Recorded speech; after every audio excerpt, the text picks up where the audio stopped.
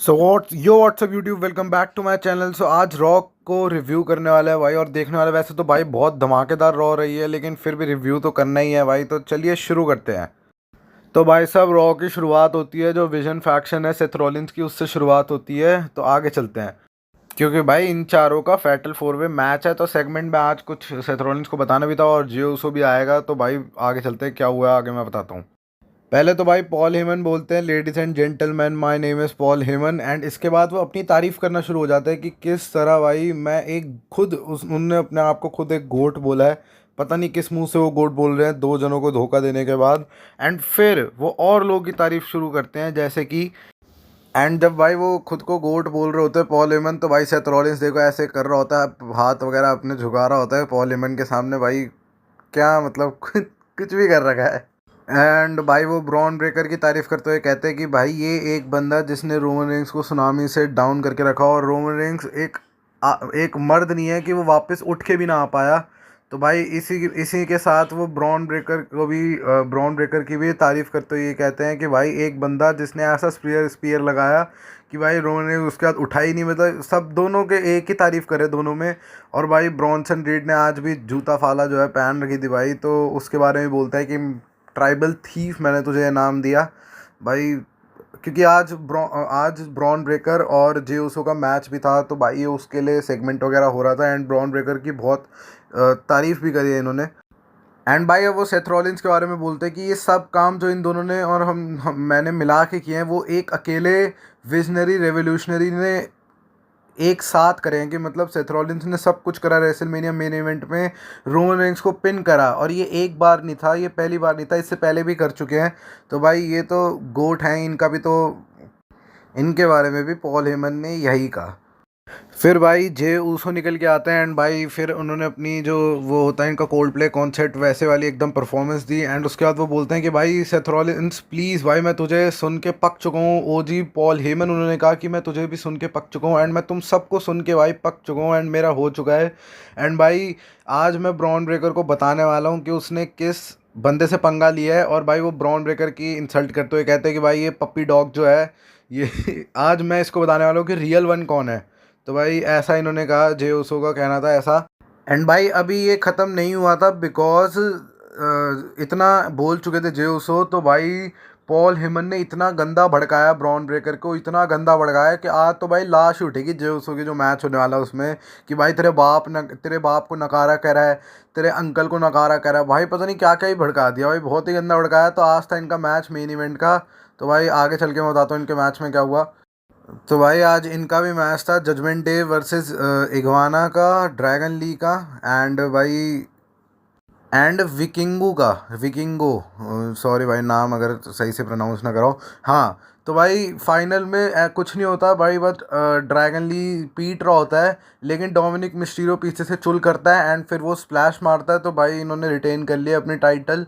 मुझे पता था मैगा चैम्पियनशिप, तो ये दोबारा डोमिनिक मिस्टीरियो वगैरह बन चुके हैं, एंड इन्होंने अपना टाइटल जो है रिटेन कर लिया है। एंड भाई इसके बाद मैच था ईओ स्काई और रेकल रेडिग्रिस का, लेकिन साइड में रॉक्जेन भी चोल करने के लिए आ जाती हैं। तो भाई रॉक्जेन ने बड़ा तंग करा भाई इन्हें। एंड बट बस इस चुल के बावजूद भी ईओ स्काई ने रेकल रेड्रिगस को पिन कर दिया। एंड भाई इसके बाद जो सुताई हुई है ईओ स्काई की, जो सुताई हुई है भाई, मैं क्या बताऊँ आपको। भाई इन दोनों को हार बर्दाश्त ना हुई, और इतना सुताया, इतना मारा है भाई ईओ स्काई को। लेकिन भाई बदला लेने के लिए कोई आता है, ईओ स्काई की हेल्प करने के लिए भाई आती हैं रिया रिप्ली। एंड भाई इन्होंने बहुत मारा इन दोनोों को, एंड भाई बचा लेती हैं रिया रिप्ली इन दोनों को। एंड भाई इसके बाद ना एक बैक स्टेज सेगमेंट भी होता है। भाई उसके अंदर रिया रिप्ली बस इनको कह रही होती है कि भाई यार सॉरी यार, मेरे को तेरी हेल्प करनी पड़ी, बिकॉज तू उस पोजीशन में थी, एंड मैं तेरे को देख नहीं पाई। एंड भाई एक पीछे से हकिंगो वॉरियर्स भी आ जाते हैं।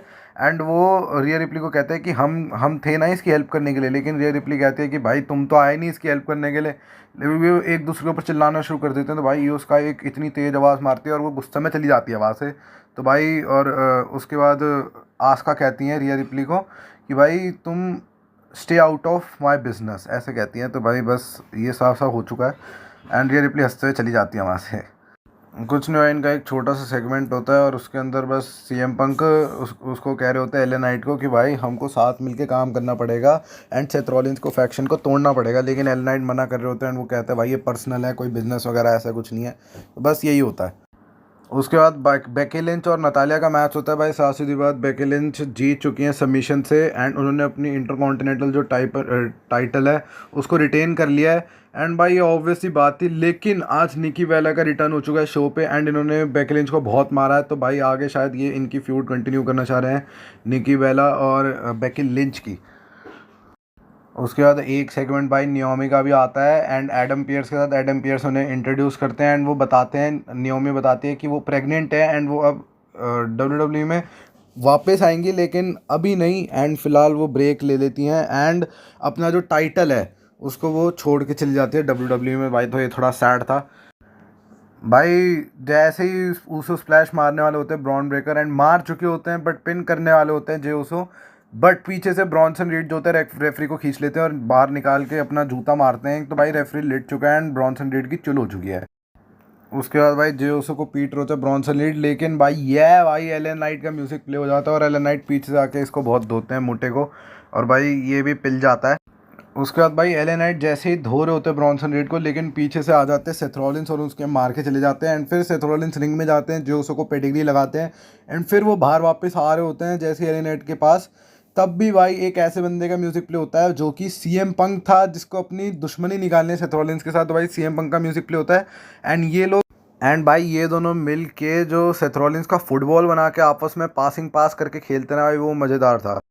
उसके बाद भाई ये दोनों भी पिल जाते हैं, एले नाइट भी पिल जाता है और सीएम पंक भी पिल जाते हैं। उसके बाद भाई ये एक ऐसे बंदे का म्यूज़िक प्ले होता है भाई, बस उसके बाद तो शौक ही हो गया था भाई। उस बंदे के चैंट्स तो बज रहे थे, लेकिन पता भी था और वो आएगा। भाई लोग आप ये देखो, इफ़ पॉटी निकलना हैज़ अ फेस, तो भाई कौन आया है, किसके सामने भाई ब्रॉन ब्रेकर की पॉटी निकली है। तो भाई हमारे OTC1 वापस आ चुके हैं, एक नए जो OTC1 का म्यूज़िक होता है उसके साथ एंड आते ही भाई वो ब्रॉन ब्रेकर को स्पीयर लगा देते हैं। तो भाई बहुत ही बढ़िया चीज़ थी भाई, ये तो उनका रिटर्न हो चुका है एंड भाई ब्रॉन्सन रीड भी उठने की चुल कर रहा होता है, तो भाई वो भी रोमन रेंस उसे भी सुपरमैन पंच लगा देते हैं एंड लिटा देते हैं एंड भाई at the end from the help of Roman Reigns ji Uso splash मार के ब्रॉन ब्रेकर से जीत जाते हैं मैच। एंड भाई आज की रॉ मुझे तो सही लगी भाई, मैं आज की रॉ को 4 स्टार्स रेटिंग देना चाहूँगा, मतलब इससे ज़्यादा भी नहीं, क्योंकि भाई ऐसा नहीं है, मतलब बहुत अच्छी थी ऐसा भी नहीं कहूँगा, लेकिन 4 स्टार्स की रेटिंग देना चाहूँगा। तो भाई अगर आपको मेरी वीडियो अच्छी लगी तो भाई प्लीज़ जाके जल्दी से मेरे चैनल को सब्सक्राइब कर दीजिएगा। मैं आपसे मिलता हूँ अगली वीडियो में, तब तक के लिए बाय बाय।